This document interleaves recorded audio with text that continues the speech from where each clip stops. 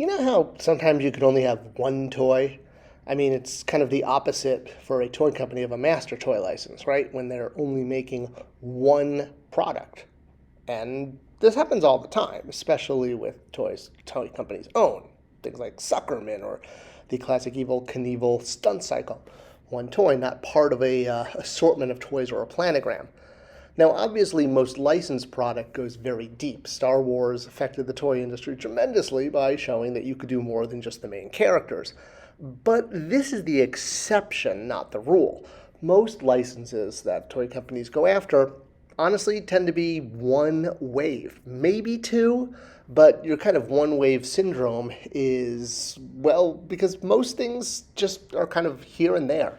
One of my favorite examples is the Robin Hood Prince of Thieves line, which had very dramatic first product offering, wave one, even though it was kit bashed.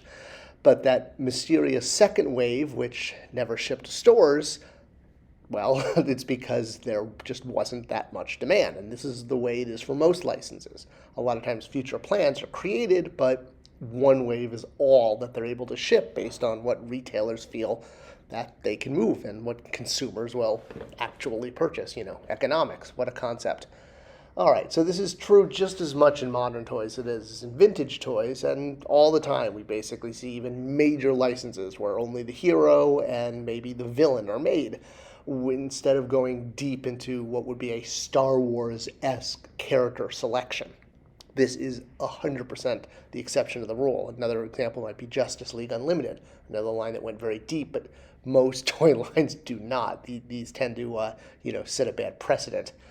But what about licenses where there's really only one player? There's only one character that can translate into consumer product.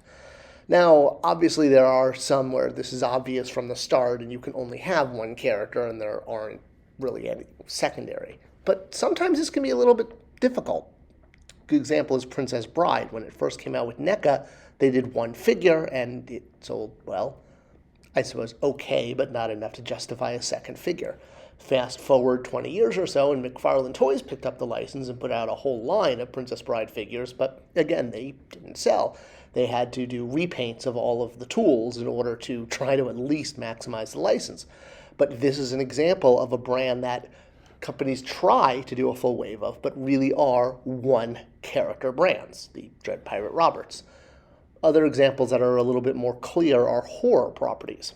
With most of these, the, public interest in victims or maybe the heroes that kill the monster, the humans, are not nearly as fathomable as the desire for the villain because they're larger than life.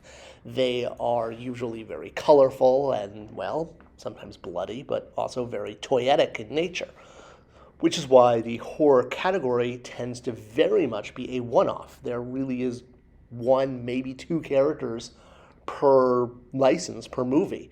And this is just as much so for old horror movies as it is for modern horror movies and, classic movies from the 80s or going all the way back to silent era.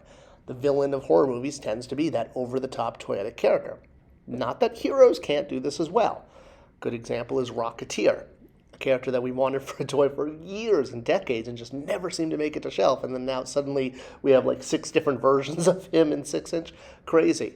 Now, again, a character that the main hero, he's over the top, he's got a colorful outfit, very visual powers, a cult film behind him, and yes, I know that they have made action figures of his girlfriend, of Betty, but it was a 2-pack and bad example. Really, you're buying it for the Rocketeer.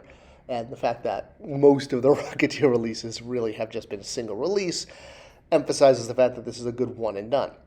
Other examples tend to be sci-fi because, again, much like horror, you've got characters like robots and aliens that can steal the show and sort of be a over-the-top visual character. So for Metropolis, one of the very first sci-fi and one of my favorite films, awesome Fritz Lang film, Maria, the robot, gets made quite often whenever there's a license. But that's it. Nobody wants, Hans. Nobody wants the workers. Nobody wants, any of the characters from this movie. It's a one and done property. And for a company to invest in this, they have to know that they can take this one single character and sell enough to make it justifiable. So Alf is a great example. We have an awesome new action figure of Alf. Alf is a character people want. Do they really want Willie and the rest of the family? The market for that is going to be slim, and to tool, some random guy in a suit, yeah, not going to happen. Now, TV shows as a category are tricky because usually there is a lead character, but a lot of times it has to be an ensemble license. So something like Seinfeld.